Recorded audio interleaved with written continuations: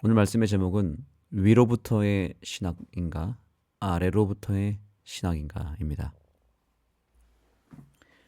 신학에 두 가지 종류가 있습니다. 위로부터의 신학 그리고 아래로부터의 신학입니다. 이것은 과연 어떤 차이가 있으며 구체적으로 어떤 신학을 이야기하는지를 알아야 할 것입니다.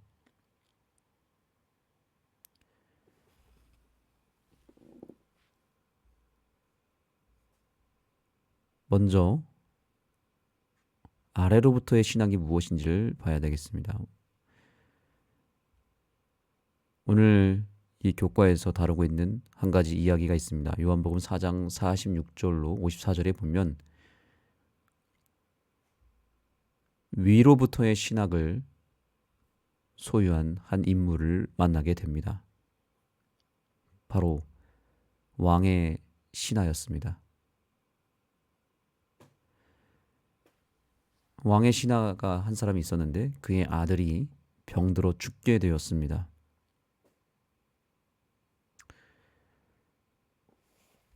그는 예수님에게 우리 아들을 살려달라며 간청하였습니다. 주여, 내 아이가 죽기 전에 내려오소서.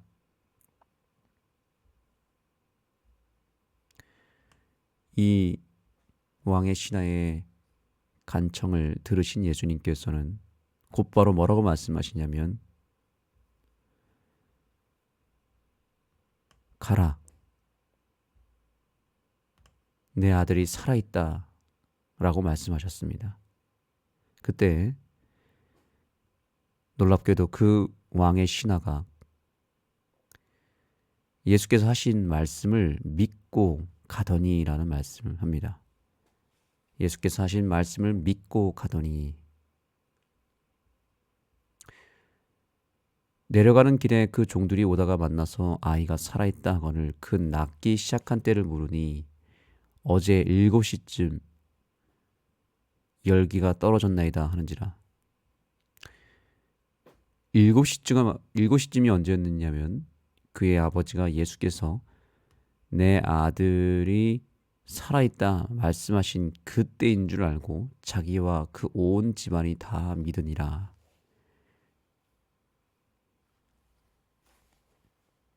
아이가 죽게 되었을 때 내 아들이 살아있다라고 말씀하신 예수님의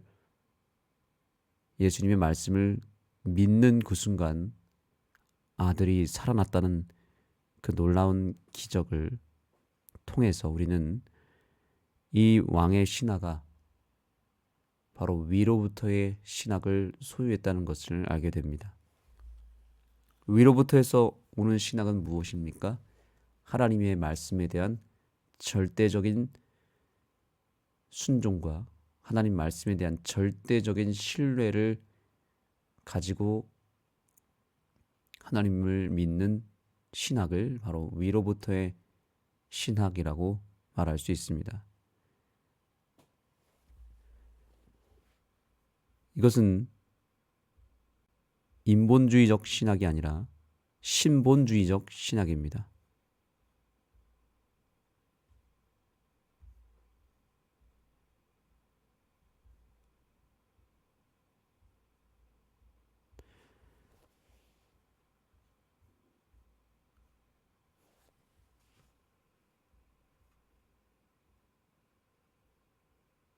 이 사람의 신학은 아래로부터의 신학이라고 말할 수 있다. 아래로부터의 신학은 하나님과 그분의 말씀에 대한 사람의 규칙과 기준을 설정한다. 이 왕의 신하는 처음에는 아래로부터의 신학을 가지고 있었습니다. 그 아래로부터의 신학은 무엇이냐면 예수님이 자신의 아이를 고쳐주신다면 믿기로 마음을 먹은 것이죠. 예수님께서 먼저 능력을 보여주시면, 기적을 일으켜주시면 내가 믿겠다라고 하는 신학은, 이것은 위로부터의 신학이 아니라 아래로부터의 신학입니다. 예를 들면 이런 것이죠. 나 하나님을 못 믿겠는데 하나님을 직접 보여주면 내가 믿겠다. 하나님이 내 눈앞에 나타나면 내가 믿겠다. 하나님이 내 소원을 들어주시면 내가 믿겠다. 뭔가 이러한 조건과 내 나름대로의 단서를 내걸고 믿는 신학은 다 아래로부터의 신학입니다. 이 왕의 신화는 처음에 그런 아래로부터의 신학을 소유했던 것입니다. 내 아들을 고쳐주신다면 내가 믿기로 하겠다라고 하는 결심이죠. 그런데 이 아래로부터의 신학은 하나님과 그분의 말씀에 대한 사람의 규칙과 기준을 설정한다는 것이죠. 사람의 규칙과 사람의 생각과 사람의 기준에 의해서 하나님의 말씀을 쪼개고 분석하고 이 하나님 말씀을 자기 나름대로 해석하는 것이 다 아래로부터의 신학입니다. 이것은 결함이 있고 제한적이며 주관적인 인간의 생각을 하나님의 말씀을 해석하는 최종적인 권위로 삼는 것이다. 이것은 얼마나 위험한 함정인가라는 것이죠. 그럴듯하게 보이지만 이 신학은 상당히 위험하다고 말하고 있습니다. 하나님의 말씀을 마음대로 자기 생각대로 자기의 추측과 자기의 고정관념으로 해석하는 것입니다. 성경에 나타난 모든 기적적인 이야기들, 인간의 상식으로는 전혀 이해할 수 없는 믿을 수 없는 일들이 성경에 많이 기록되어 있습니다. 노아 홍수도 그렇고요. 또 6일 동안 세상을 창조한 것도 마찬가지고요. 또 여호수아 시대에는 태양을 멈췄던 기적도 있습니다. 태양을 멈추다니요. 이것이 과연 가능한 일일까요?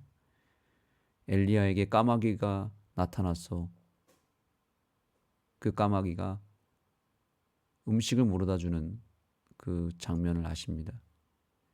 이것 또한 말이 안 되는 것이죠. 어떻게 까마귀가 먹을 거를 물어다 줄 수 있습니까? 뿐만 아닙니다.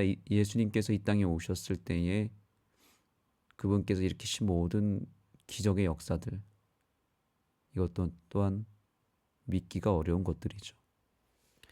사람들은 이러한 인간이 생각했을 때 말도 안 되는 일들을 성경에서 다루고 있다는 것을 그들은 나름대로 인간의 관점에서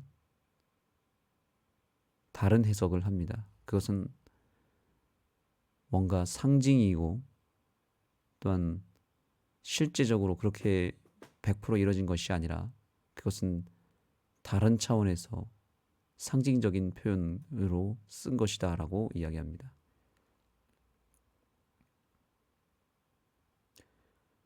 그래서 인간의 관점으로 성경을 분석하고 또 성경을 부분적으로만 믿는 신학이 지금 온 세상의 주류의 신학입니다. 그래서 대부분의 신학이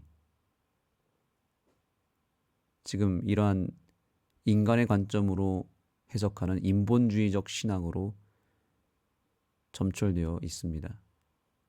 이것을 좋게 포장하면 인문학이라고 할 수도 있고요.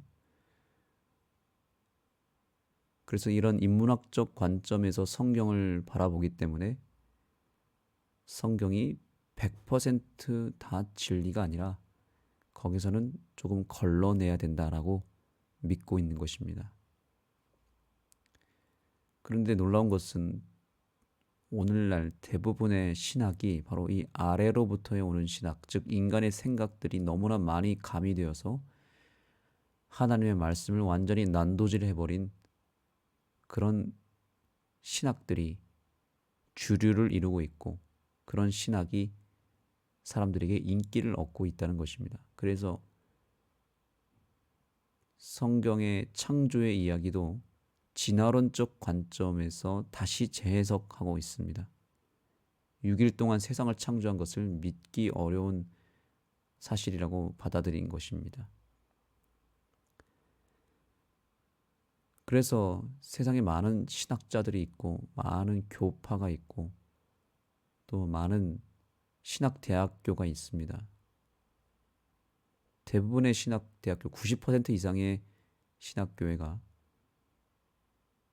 바로 이 아래로부터의 신학을 채택하여서 학생들에게 그 신학을 가르치고 있다는 것입니다.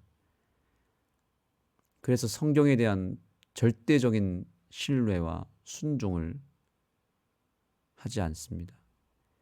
많은 신학자들 가운데서 예수님을 믿지 않는 신학자들이 굉장히 많이 있습니다. 심지어 하나님조차도 부정하는 그런 신학자들이 너무나 많고 그런 신학의 연구들이 그런 논문들이 엄청나게 쏟아져 나오고 있습니다. 성경의 많은 인물들이 허구의 인물이며 심지어 하나님조차도 존재하지 않는 것으로 이 성경을 이해하는 많은 신학자들이 있다는 것입니다. 성경을 인문학적인 관점에서 이해하고자 하는 수많은 시도들이 일어나고 있다는 것입니다. 그래서 결국엔 이 인류가 이렇게 타락하게 된 것은 하나님의 성경 말씀이 인간의 인본주의적 사상에 의해서 완전히 난도질되고 이것이 짓밟혔기 때문에 오늘날 교회가 타락하고 기독교의 위기가 찾아온 것은 바로 이 아래로부터의 신학 때문에 그런 것입니다. 이 아래로부터의 신학은 사단이 만든 모조품입니다. 그리고 이 사단이 만든 사상이 온 세상을 지배하고 있으며 모든 기독교회와 모든 신학교회 이것이 차지하고 있다는 것을 우리는 꼭 기억해야 됩니다. 그렇다면 우리가 추구해야 될 것은 어떤 신학일까요? 바로 위로부터의 신학입니다. 여기 볼까요? 위로부터의 신학은 먼저 하나님과 그분의 말씀을 먼저 신뢰하고 믿음으로 반응하는 것이다. 바로 이것이 위로부터의 신학입니다.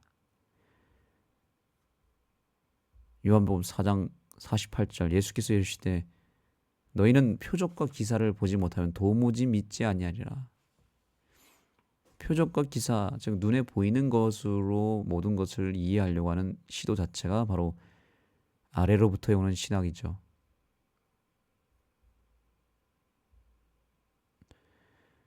그 사람들이 예수께서 행하신 이 표적을 보고 말하되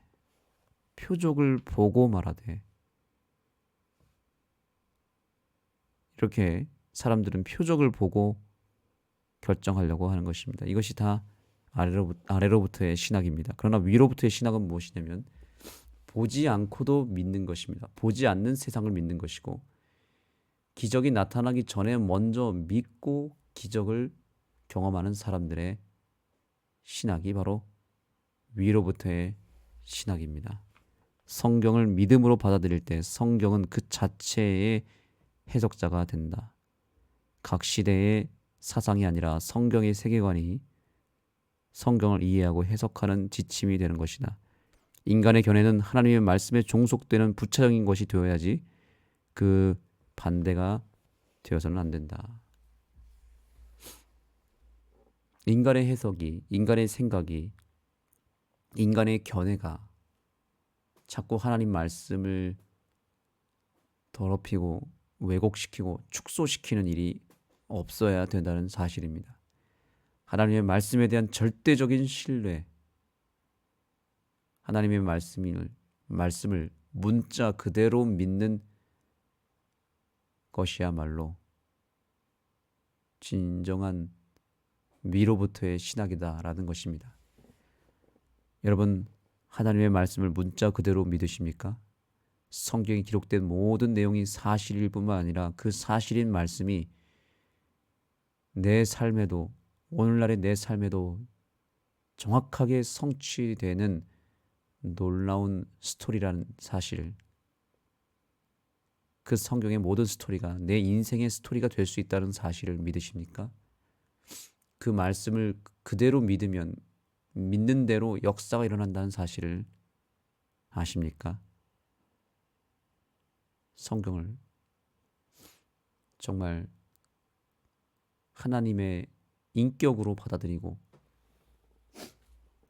성경을 그 자체로 수용하고 믿을 수 있는 기적이 다가오는 2025년에도 일어나게 되기를 간절히 소망합니다. 저자는 이렇게 말합니다. 예수님의 말씀을 믿으려면 성경의 말씀을 믿어야 한다. 너희가 내 말에 거하면 참으로 내 제자가 되리라 라고 말씀하셨지만, 반대로 하나님 말씀을 의심하면 그분의 말씀이 우리 안에 거할 수 없다. 오늘 이 사실을 정말 마음에 깊이 새기게 되기를 소망합니다. 하나님 말씀을 우리가 어떻게 대하느냐, 이것이 결국에는 우리의 신앙을 결정짓는 매우 중요한 뿌리가 될 것입니다. 하나님의 말씀을 정말 100% 믿고 그 말씀대로 내가 살겠다라고 하는 강한 열망이 우리에게 일어나기를 소망합니다. 하나님 말씀대로 내가 순종하고 그 말씀의 모든 내용들을 100% 믿을 수 있는 그런 성경 중심의 신앙이 우리에게 일어나야 되는 것입니다. 이 위로부터의 신학을 소유한 교회가 있다면 저는 단언컨대 바로 재림교회가 거의 유일한 교회라고 확신합니다. 성경을 창세기 1장 1절부터 요한계시록 22장 21절까지 완벽하게 믿는 교회가 있다면 여러분, 그 교회를 분명히 만나야 되지 않겠습니까? 재림교회는 성경을 처음부터 끝까지 완전히 다 진리로 받아들이는 교회이며 그 말씀을 100% 믿는 교회이며 무엇보다 그 말씀을 1.1획도 버리지 아니하고 완벽하게 순종하는 교회입니다. 어떤 교회는 요한계시록, 다니엘서가 어렵다, 이것은 하나님이 봉한 책이다 라고 해서 예언의 말씀을 등한시하고 버리는 교회가 많습니다. 또 어떤 교회는 구약의 말씀은 이미 십자가에서 성취했기 때문에 패했다라고, 구약은 패했다라고 이야기하며 안식일도 버리고 음식법도 버리고 많은 것들을 다 버립니다. 자기들이 믿고 싶은 것만 믿는 교회가 상당히 많이 있습니다. 그래서 아예 레위기에 있는 말씀은 쳐다도 보지 않습니다. 십계명을 자기들이 원하는 대로 해석하여 적용합니다. 성경의 말씀을 그렇게 자의적으로 난도질해서 진리라고 생각하는 것만 쏙 빼서 그것만 지키는 교회들이 얼마나 많은지 모릅니다. 그래서 하나님 마지막 때에 바로 제7일 안식일 예수 재림교회라고 하는 남은 교회를 선택하셔서 다시 성경의 권위를 높이시고 더럽혀진 성경의 그 권위를 깨끗하게 하셨고 그 말씀대로 온전히 순종하는 교회를 통해서 이 세상을 다시 새롭게 하시고 움직이시고 이 세상을 구원하시는 일에 바로 이 교회를 사용하시고 이 교회의 백성인 저와 여러분을 사용하신다는 사실을 기억하게 되기를 간절히 소망합니다. 그러므로 우리는 다시 말씀으로 돌아가야 하며 그 말씀을 100% 온전히 순종하고 믿을 수 있는 신앙을 우리가 소유해야 되는 것입니다. 위로부터 내려오는 신학을 다음 한 해는 우리 교회가 소유하기를 소망하고 우리 가정과 내 자신이 그러한 신학을 가지고 다시 한번 새롭게 신앙의 길을 걸어가게 되기를 간절히 소망합니다. 하나님, 우리에게 위로부터의 신학을 내려주셔서 감사합니다. 아래로부터의 신학을 오늘 이 순간 버리게 하여 주시고 성경의 말씀을 등한시하는 죄를 용서하여 주시고 부분적으로 믿었던 죄악도 용서하여 주옵소서. 온전히 믿지 못하고 의심과 추측으로 하나님 말씀을 더럽혔던 우리의 모든 죄를 용서하여 주시옵소서. 이제부터는 하나님의 말씀을 문자 그대로 믿고 적용하고 실천하는 우리들의 삶이 되게 하여 주시옵소서. 자꾸 인간의 생각으로 성경을 해석하고 내 마음대로 내가 원하는 대로 성경을 적용하여서 성경 중심의 삶이 아니라 내 개인의 이기심을 중심으로 하는 신앙을 더 이상 구현해내지 않냐고 그러한 신앙을 단호하게 배척하며 버릴 수 있는 믿음을 허락하여 주시옵소서. 성경에 대한 절대적인 신뢰, 성경을 예수님의 인격으로 받아들이며 성경을 하나님처럼 모시고 믿는 진정한 성경주의적 신앙, 위로부터의 신학을 우리가 소유할 수 있게 역사하여 주시옵소서. 예수님의 이름으로 간절히 기도드립니다. 기도의 시간을 갖겠습니다. 우리 안에 아래로부터의 신학, 즉 인본주의적 사상으로 우리의 믿음을 연약하게 만들었고 하나님의 성경 말씀을 더럽혔던 우리의 모든 죄를 회개하며 위로부터의 신학을 위로부터 받는 그런 하루가 되도록 간구하시기 바랍니다. 하나님 말씀에 대한 절대적인 믿음이 내 안에 샘솟을 수 있도록 주님 앞에 간구하시기 바랍니다.